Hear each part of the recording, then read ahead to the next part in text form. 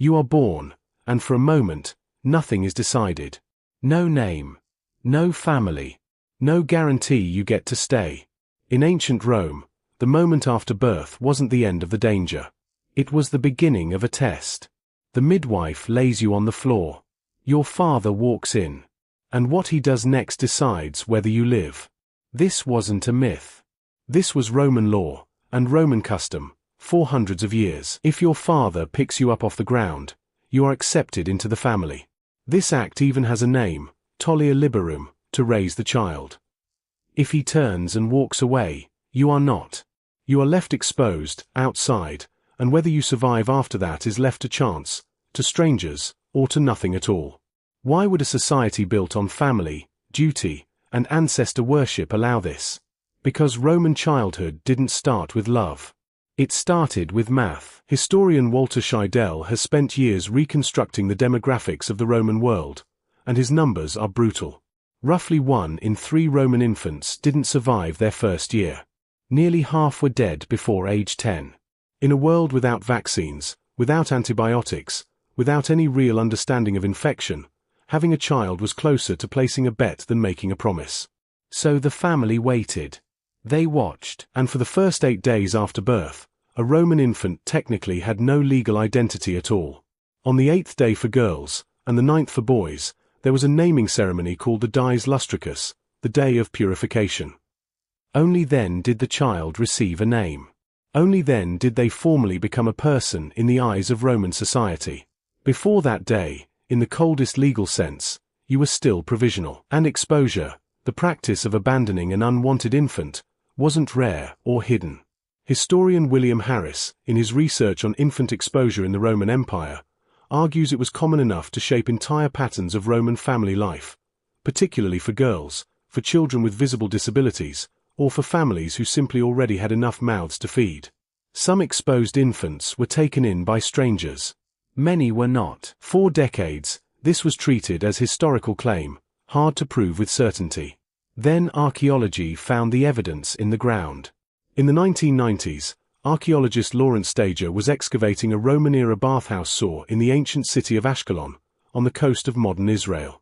Beneath the drain, his team uncovered the skeletal remains of nearly 100 infants. Osteologist Patricia Smith examined the bones and found the babies were all newborns, likely full-term, disposed of together in the same channel used to carry waste out of the building. It is one of the starkest physical confirmations of a practice that Roman writers only ever hinted at in law and letters. But here's what makes this story more complicated than simple cruelty. If you survived.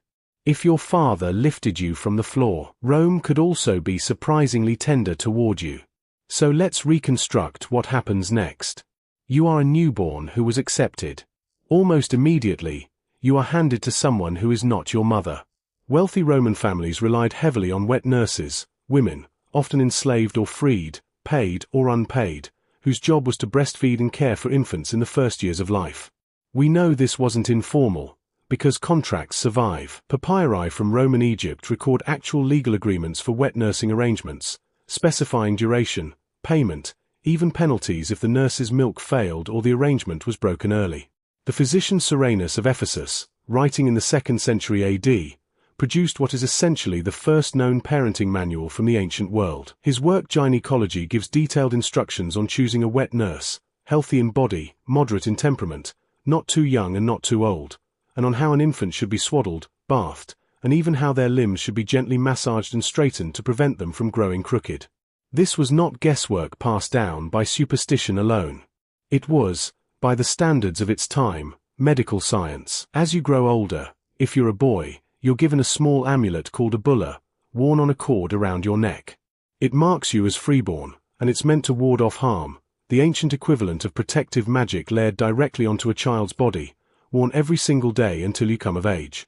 Play looked more familiar than you'd expect. Archaeologists have recovered small terracotta dolls, miniature carts, knuckle bones used like dice, wooden swords for boys practicing at being soldiers before they understood what war actually meant. Children in Roman households, especially wealthier ones, were not simply small adults put to work immediately. There was, genuinely, a version of childhood.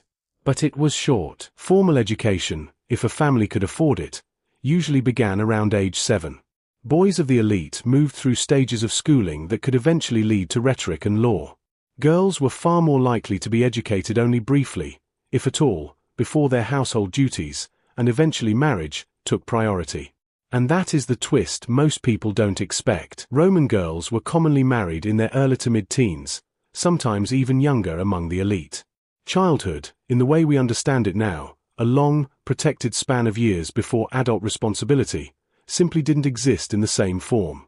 For many Roman children, especially girls, the runway between infancy and adult obligation was startlingly short. So what does this actually tell you? It tells you that a Roman childhood was two things happening at once.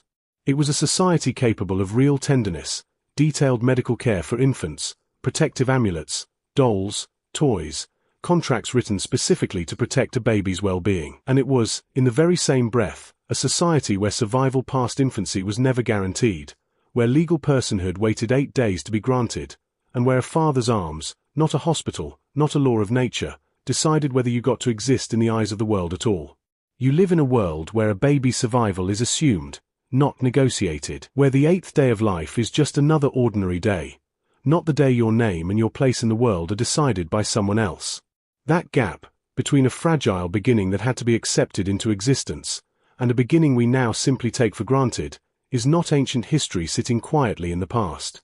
It is the reason you were never handed a test on the day you were born.